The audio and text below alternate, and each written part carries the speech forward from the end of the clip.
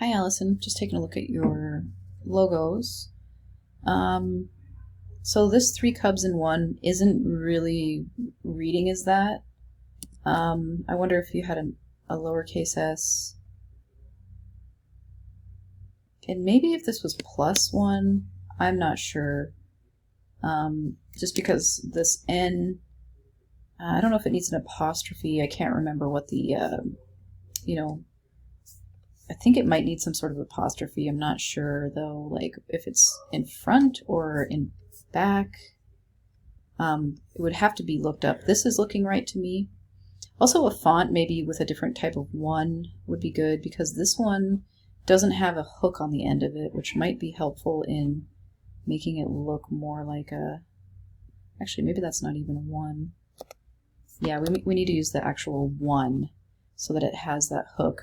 Otherwise, it just doesn't read as what you're trying to have it read as. Also, we do need to outline fonts for logos, so with that selected with the black arrow tool in the properties panel, we can create outlines down here on both of our text boxes. I'm a little concerned with this logo. This is supposed to be the black and white version, so we do need to create, you know, these here do need to be probably a gray.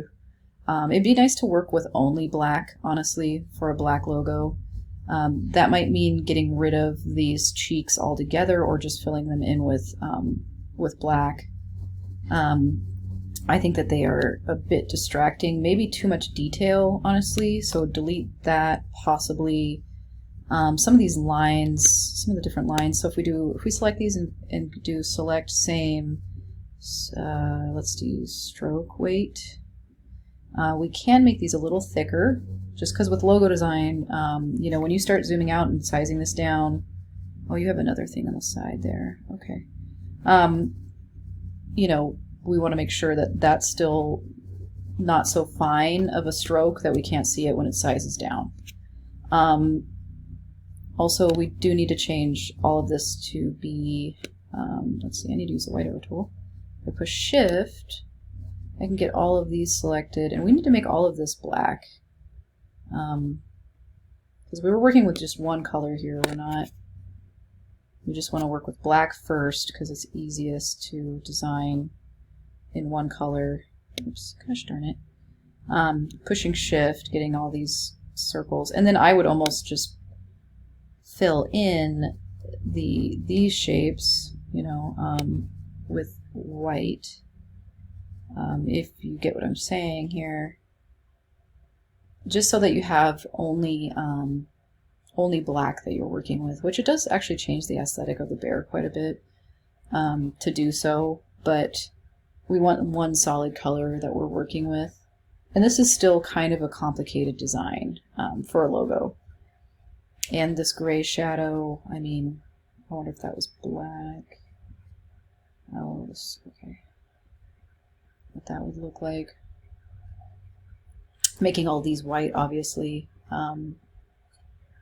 just to simplify it. I think I would maybe give this a little bit more breathing room. It's a little close. And then, you know, with this logo, it might be helpful to, you know, you could always take this off and just size this up potentially. Using the free transform tool and pushing shift on your keyboard so that you don't lose the proportions. And you could potentially put this in a shape, possibly a rounded rectangle, arrange, send to back. And then you could have your shapes. I mean, you'd have to change these all to white, but get those selected and then changed. And, you know, maybe this would just be a white outline of the bears with black fill. And that might look a little bit more like a logo. This one's quite nice. I think similar problem with this, but we could, and also I want to see this maybe centered a little better. And then with the design text, for some reason I can't, maybe object unlock. No? For some reason I can't get that selected. And we do want to create outlines on this text. And same with this. I would make this bigger. So using the free transform tool, pushing shift, I would make it probably just about as big as what you have on top there maybe, so that when you go to size this down, you're not going to lose that word design. That's pretty bold. I guess it wouldn't have to be quite so large. I mean, you could size it down from there, but when you zoom out, you want this to size down decently well. So this isn't in black and white, so you know, you would have to convert this to, which might be hard with these gradients, to create a black and white or grayscale version. Not impossible. You could just fill all this in with white, honestly, and just have your basic shapes for your, because it's going to be easier to print if it's all white. Why isn't this? Not quite sure exactly how this is constructed, but just trying to make everything white. You know, we might be able to just grab all these by pushing shift and filling them in white. And then your color one can be like you had it before, but you do want to have a black and just a black version of. I don't know if I like how big and bold that is, but we could always, you know, or if you're going to go that route, maybe make it all uppercase. I'm not sure. It might still be. And we might want to give that a little bit more room. And we might want to make a rounded rectangle shape. If we use the white arrow tool, we can just grab that and pull that in. That's looking pretty good. I mean, there are some small shapes in those bears that when you size it down, it starts to turn into a bit of a blob. But that's what I would do with this particular logo. And remembering to create outlines on this font as well. And we just want to make sure scalability is in there, that these are scalable. And so you would, you know, do a file save as, pick your favorite, obviously, but and then name this vw.ai. We don't want any spaces in our file names.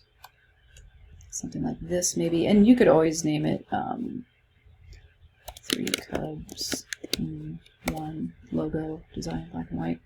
Logo, and you could just name it like that, and then you could have your logo design project folder here. I already did this for another student, so just ignore Abby, and then push save to save that AI file, push OK, and then you would do file export, export as to get your JPEG, because I need a JPEG of each.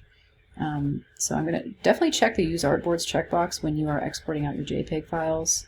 Push export. The black and white should be in grayscale at 300.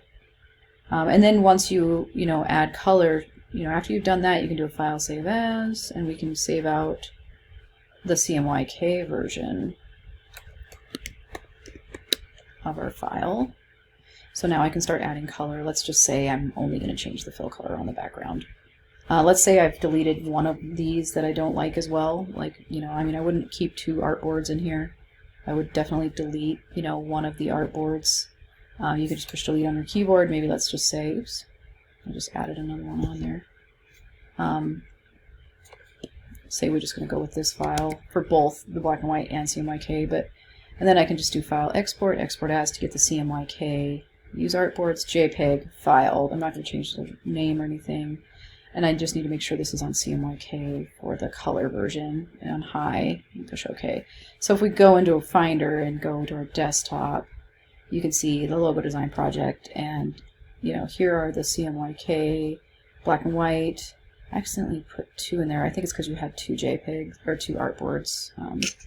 But then we do want to fix these naming conventions. There's always a -01 a lot of the time on the JPEG files. And just ignore that Abby's are in here. I'll just delete those real quick. So this is what you would have in your folder, and then you would just do Control, compress, or like if you're on a PC, you just right-click, or Windows, right-click and zip it up, and that's what I would like for a grade. So hopefully that's helpful to you. Just need to simplify and start with black and white first. Make sure you have, an AI for the CMYK and black and white, and a JPEG for the CMYK and black and white. All right, I'll talk to you later.